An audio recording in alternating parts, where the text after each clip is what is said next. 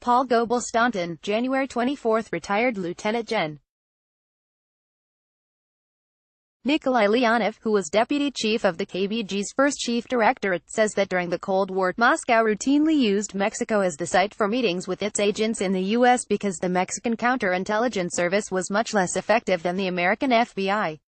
In the course of a wide-ranging interview with Igor Latunsky of the Versiya portal, Leonov made several statements confirm much of what specialists on the Soviet KGB gave long known or assumed, as well as some clearly intended to continue disinformation about Moscow's activities. Versiya.ru/general-kgb-o-spinax-podgotov-gazperevertov-i-o-sin-predatelstva closing parenthesis.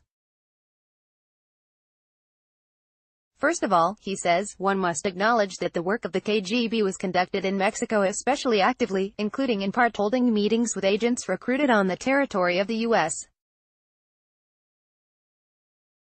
This is less dangerous because the Mexican counterintelligence service worked less effectively than the FBI. Second, the retired KGB general says that Moscow believed that the Cold War would be lost in the Third World, a place where the USSR had advantages as far as ideology and military assistance were concerned, but was in a losing position economically.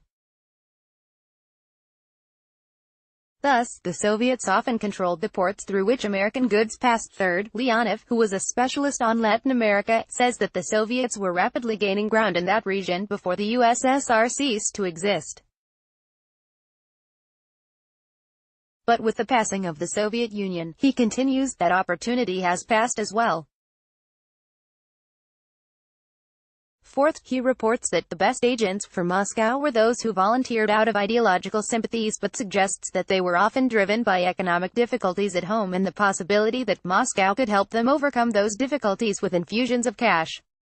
Money alone was not the best motivator. And fifth, the former KGB senior officer says, the U.S. intelligence service maintained ties with criminal groups, but the KGB was strictly forbidden from doing so. Forbidden, it may have been, but Moscow often viewed those others saw as criminal as something else, so such cooperation was frequent. Leonov's claim to the contrary,